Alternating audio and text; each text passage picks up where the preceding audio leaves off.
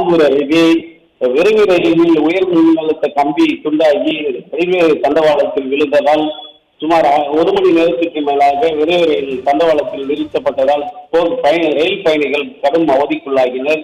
ரேணிகுண்டாவிலிருந்து திருப்பதி வழியாக காட்பாடி, அரக்கோணம், காட்பாடி, சித்தூர், ஆம்பூர், ஜோலார்பேட்டை வழியாக பெங்களூர் செல்லக்கூடிய ஹவுரா எக்ஸ்பிரஸ் ரயிலானது காலை 10:30 மணிக்கு ரேணிகுண்டாவிலிருந்து புறப்பட்டு வந்தபோது திருப்பத்தூர் மாவட்டம் ஆம்பூர் அடுத்த சான்றோர்குப்பம் பகுதியில் சென்று கொண்டிருந்த போது திடீரென தண்டவாளத்தின் மேலே செல்லக்கூடிய அந்த மின்சார கம்பி உயர் மின்னழுத்த மின்சார கம்பியானதால் பழுதாகி ரயில் எஞ்சின் மீது இயங்கி செல்லக்கூடிய அந்த உயர் மின்னழுத்த கம்பி துண்டாகி ரயில்வே தண்டவாளத்தில் விழுந்ததால் ரயில் சென்னை பெங்களூர் செல்லக்கூடிய ரயில்வே மார்க்கத்தில் சுமார் 1 மணி நேரத்துக்கு மேலாக நிறுத்தப்பட்டது. இதனால் அந்த ரயிலில் செல்லக்கூடிய பயணிகள் 1 மணி நேரத்துக்கு மேலாக பயணம் செல்ல முடியாமல் கடும் அவதிக்குள்ளாகினர்.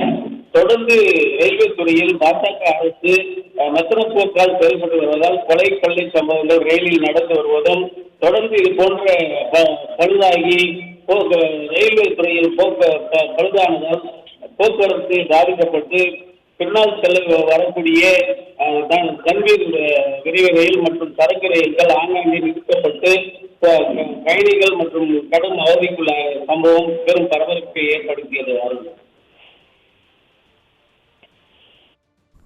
விவரங்களை வழங்கியமைக்கு நன்றி வீரராகவன்.